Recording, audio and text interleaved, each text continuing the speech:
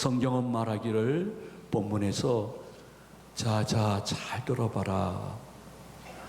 헌금을 성도님이 드리는 것은 이렇게 드려야 된다 하면서 세 가지를 성령의 음성으로 우리에게 권면한 것입니다. 우리가 다 같이 한번 7절을 봉독하도록 합니다. 각각 그 마음에 정한 대로 할 것이요 인색함으로나 억지로 하지 말지니 하나님은 즐겨내는 자를 사랑하시니라. 아멘. 우리 성도님들이 천국 가는 그날 아침까지 혹은 저녁까지 계속해야 될 헌금은 어떠한 기준으로 해야 될 것인가? 그 마음에 정한 대로 하는 것입니다. 두 번째는 이왕 헌금 드릴 때에 인색함으로 억지로 하지 말아야 된다는 것입니다. 세 번째는 아주 기쁘고 즐거운 마음으로 헌금하는 것을 받으시는 하나님을 성경은 말씀해 주고 있습니다. 제일 먼저는 우리가 11조이든지 감사헌금이든지 헌금을 드릴 때에 마음에 정한 대로 하는 것입니다. 누구의 강요로 하는 것이 아닙니다. 성경이 말하는 우리들의 이 마음은 악령이 아니라 성령이 내주에 계시는 마음입니다. 주의 영이 우리 안에 내주에 계십니다. 마음이라는 단어를 하나 더 성경적으로 풀이한다면 우리 안에 거하시는 악령이 아니라 성령이 이끄시는 대로 헌금한다는 것입니다. 어제 새신자 환영회를 하는데 어떠한 여자분이 나오셔서 우리 교회에 나오신 지 얼마 안 되신 것 같아요. 근데 그분이 그런 말씀하더라고요. 나는 누가 예수 믿으십시오 해서 온 사람이 아닙니다. 내 주위에 있는 제2교회 교회에 다니는 분들이 너무 삶이 본받고 싶은 그러한 삶이길래 저런 분이 다니는 교회에 다녀봐야 되겠다 해서 오셨다는 거예요. 오셨는데 찬양을 인도하고 설교를 하는데 처음부터 끝까지 우셨대요. 근데 그 마음속에 그러한 느낌이 들더래요. 성령님이 주신 마음이죠. 야, 너 왜 이제 왔냐? 그래도 늦게라도 잘 왔다. 그 마음이 드는데 계속해서 축도할 때까지 울었다고 간증하는 이야기를 들어봤습니다. 헌금도 마찬가지입니다.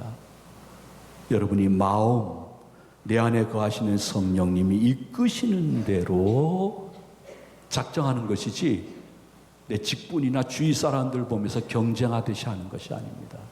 심지어는 우리 안에 계시는 성령 하나님은 여러분들이 인생 살아가고 하나님의 자녀로 살아갈 때에 어떻게 말아야 될 것인가까지도 우리 마음에 허락해 주시는 좋으신 영이라고 마태복음 10장 19절 이하에 이렇게 말씀하고 있습니다. 다 같이 봉독합니다. 너희를 넘겨줄 때에 어떻게 또는 무엇을 말할까 염려하지 말라. 그때에 너희에게 할 말을 주시리니 말하는 이는 너희가 아니라 너희 속에서 말씀하시는 이 곧 너희 아버지의 성령이니라. 아멘.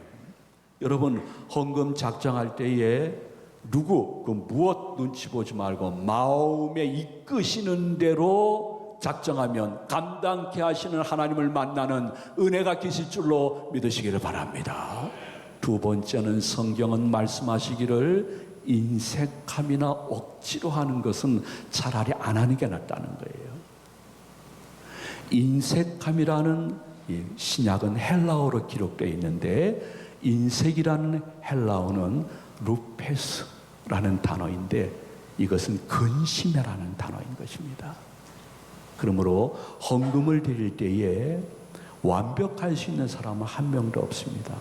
그러나 그럼에도 불구하고 이 헌금 드리면서 어떻게 살지 이렇게 드려서 근심하면서 헌금을 억지로 드리지 말라는 것입니다.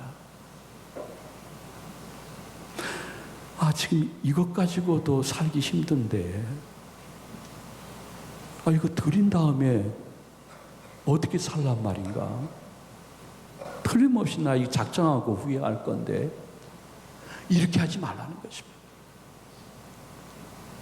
헌금을 드리거나 작정할 때는 정말 하나님의 살아계심과 그의 은혜와 기적을 믿으면서 기쁨으로 해야 되는 것입니다.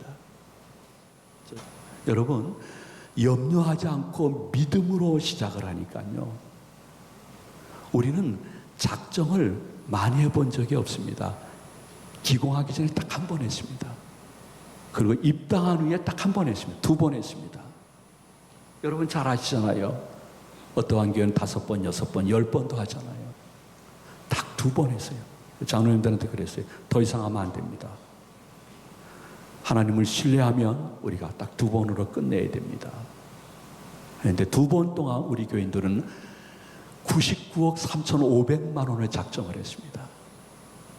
그 당시에 작년 교인이 지금의 반도 안 되는 시절에, 그것도 10년 전에 99억 3,500만 원이 나올 것은 그 누구도 예상 못하고, 솔직히 얘기할까요? 저도 예상 못했습니다. 그리고 그 교인들이 기공하고 시작하며 입당해서 지금까지 그 작정한 헌금을 거의 다 내셨습니다. 물론 안 내시는 분도 계시지만 나는 그분들이 안 냈다기보다는 못 내시고 있다고 생각합니다. 충분히 이해합니다. 그럼에도 불구하고 교인들 거의 떠나지 않았고, 역사의 증인들이 이 가운데 있습니다.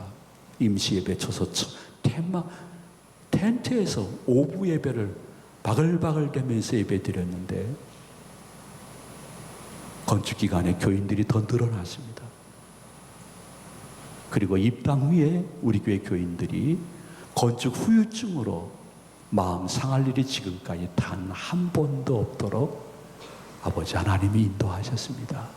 염려하는 분들도 많지만은 믿음으로 기도하는 분이 더 많으면 믿음대로 아버지 하나님이 역사한다는 것을 여러분이 이미 경험한 분들입니다. 우리 교회 집사님 부부 2가정을 소개하겠습니다. 한 가정은 작은 사업을 하고 한 가정은 식당을 합니다.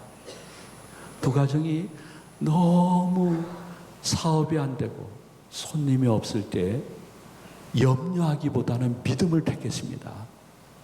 그러면서 그 2가정이 하나님이 분명히 살아계시고 우리 가정을 사랑하시는데, 우리가 하나님 앞에 하나님을 신뢰하는 표현을 하자 하면서 월 수익과 상관없이 어느 정도의 11조를 드리겠다고 부부가 작정하고 헌신하고 서약을 했습니다. 제가 보기에는 말도 안 되는 금액입니다. 그래서 월 수입이 자신들이 작정한 11조에 턱없이 부족할 때는 어떻게 해서라도 무엇을 통해서 누구를 통해서라도 구워와가지고 자신들이 하나님 앞에 약조한 그 11조를 드렸습니다. 치열한 영적 전쟁이죠. 그런데 2가정 다 우연이라고 해도 좋습니다. 그렇게 치열하게 구워서라도 11조를 채워서 하나님께 약조한 것을 지키다가 그 사업이 지금 인천에서는 어쩌면 그 계통에서 최고로 클걸요. 그 식당이 올해 너무 어려운 경제 상황 속에 이제는 틀렸네, 끝났네 하게 되면 하나님이 손님을 보내주시고 단체 손님을 보내주셔서 그 작정한 11조를 지금 드리게 하는 게 신기하다는 것입니다. 감격적인 간증이라는 것입니다. 그러면서 하시는 말씀, 하나님이 그렇게 채워주지 않아도 하나님은 내 하나님이십니다. 이게 무슨 말일까요? 내가 이렇게 11조를 작정하고 드리니까 나한테 복을 주지 않으면 하나님 보세요, 나 승질나서 천주교로 갈 것입니다. 이렇게 한 것이 아닙니다. 그러니까 나는 하나님의 살아계심과 우리 가정을 사랑하심을 신뢰함으로 그 목표를 정해서 드리겠사오니 결과는 주님 책임져 주세요 하니까 그에게 일평생 잊지 못할 그러한 감동적인 순간과 체험과 간증이 있는 것입니다. 그러므로 헌금 드리는 것은 계산해서 드리는 것이 아니라 믿음으로 드리는 것입니다. 정신 차려야 됩니다. 헌금 드리는 것은 인색함으로 억지로 드리는 것이 아니라 기쁨으로 즐거운 마음으로 드려야 된다고 7절 하반절은 명령형으로 말씀하고 있는 것입니다.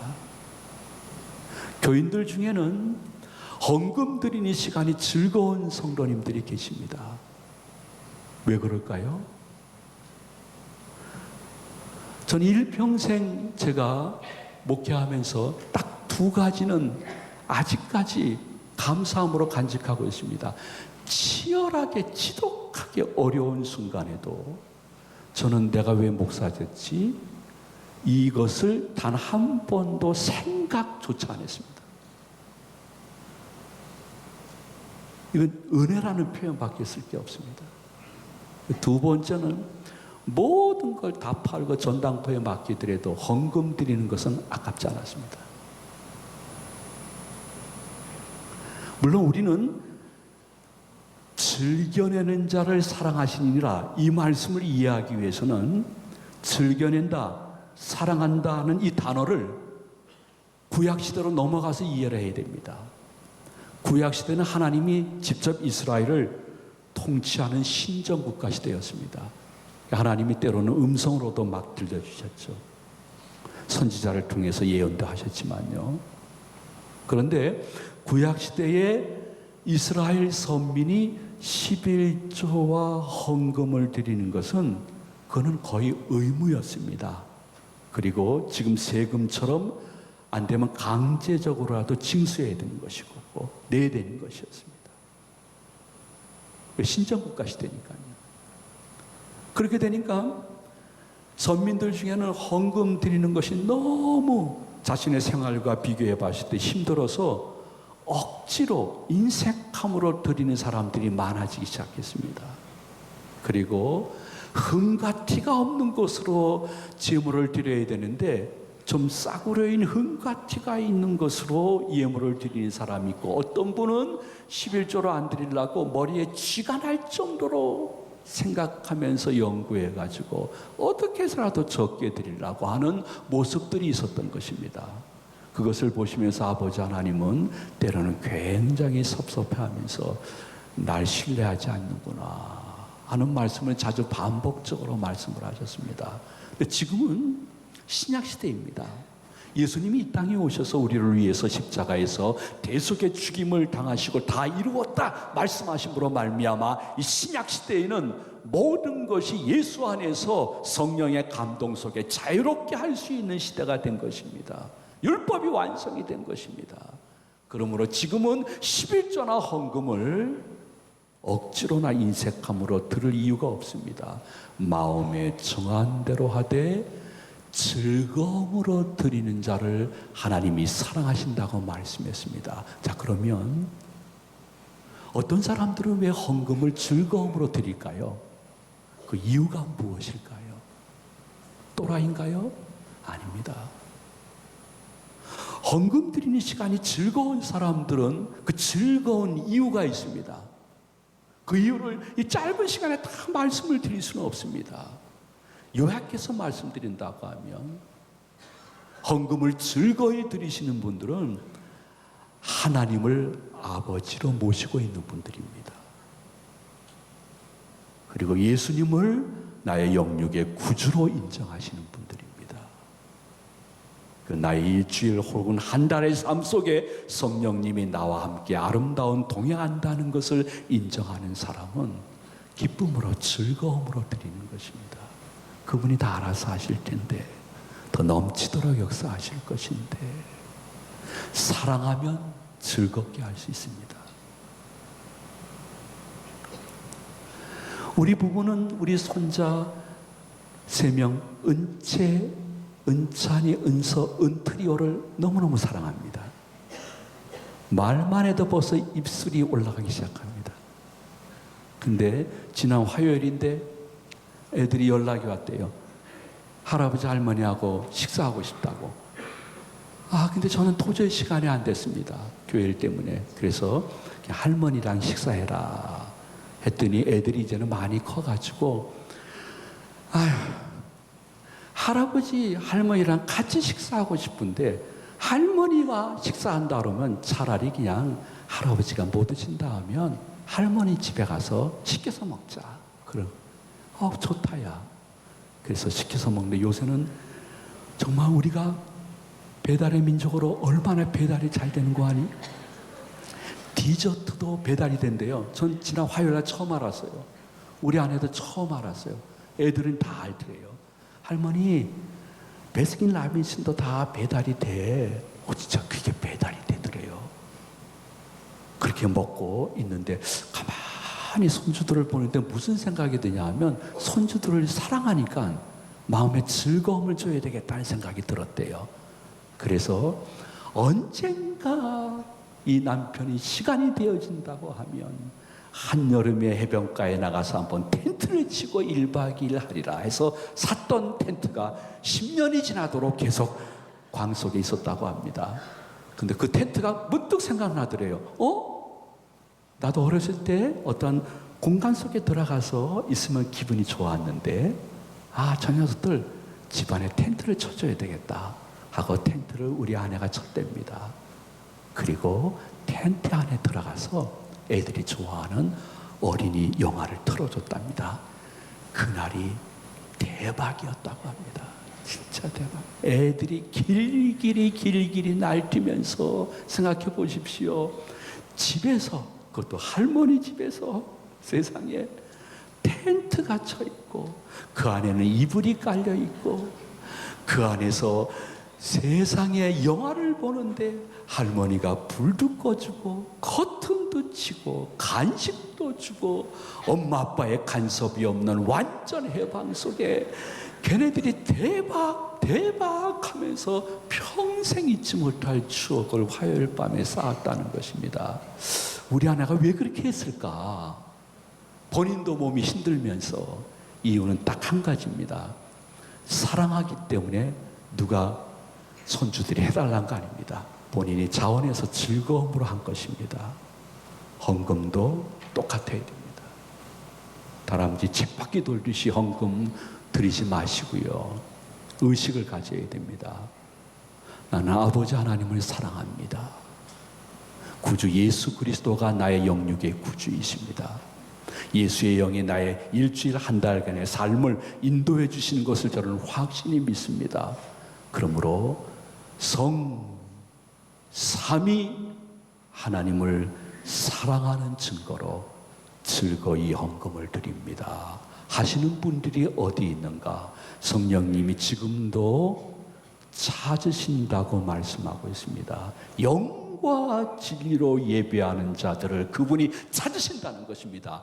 여러분이 진짜 예수 그리스도가 부활하시고 성령으로 이 본당에 계신다는 것을 믿는다고 하면 그분이 지금 찾으시는 것입니다. 어떠한 분이 그 마음에 작정한 대로 인색함으로 억지로 하지 않고 그분을 사랑하기 때문에, 그분을 철저히 신뢰하기 때문에 즐거운 마음으로 드리고 있는가, 그렇지 않은가 찾으시는 성령님이 찾으실 때에 여러분들의 마음에 귀한 마음이 있어야 되지 않을까 생각하는 것은요, 여러분, 모든 것은 파종의 원리입니다. 뿌린 대로 거두는 것입니다. 이 3대 헌금의 신앙적인 목표를 향해서 뿌리냐 뿌리지 않느냐, 잘 뿌리는 자에게는 아버지 하나님이 나중에 선한 일, 착한 일을 은밀히 많은 사람에게 할 수 있는 은혜로 내 자신이나 내 자손 속에 그 복을 주실 것이라고 8절에서 확약을 하고 있습니다. 우리 한번 다 같이 8절을 봉독하도록 합니다. 하나님이 능히 모든 은혜를 너희에게 넘치게 하시나니 이는 너희로 모든 일에 항상 모든 것이 넉넉하여 모든 착한 일을 넘치게 하게 하려 하심이라. 아멘. 그러므로 저는 이 6절 말씀을 억지로 드리느냐 즐거움으로 드리냐, 이것으로 해석하는 것이 마땅하다고 생각합니다. 우리 한번 6절을 다 같이 봉독하도록 합니다. 이것이 곧 적게 심는 자는 적게 거두고 많이 심는 자니 많이 거둔다 하는 말이로다. 아멘. 이게 적게 심는다는 거, 헌금을 적게 한다는 것이 아닙니다. 억지로 드리는 자는 적게 얻을 것이고, 많이 심는다는 것은 헌금을 몇백만 원 한다는 게 아닙니다. 즐거움으로 드리냐, 그런 자는 많은 것을 얻을 것이라고 말씀하고 있습니다. 그러면서 헌금 작정주의를 지키는 것이 극히 성경적인 이유를 본문 5절에서 헌금은 미리 작정하고 준비기도 한 다음에 드리는 거야 하시면서 이렇게 말씀하고 있습니다. 우리 다 같이 봉독합니다. 그러므로 내가 이 형제들로 먼저 너희에게 가서 너희가 전에 약속한 연보를 미리 준비하도록 권면하는 것이 필요한 줄 생각하였노니 이렇게 준비하여야 참 연보답고 억지가 아니니라. 아멘. 말씀을 마칩니다. 신앙인의 마지막 계종은 호주머니의 계종입니다.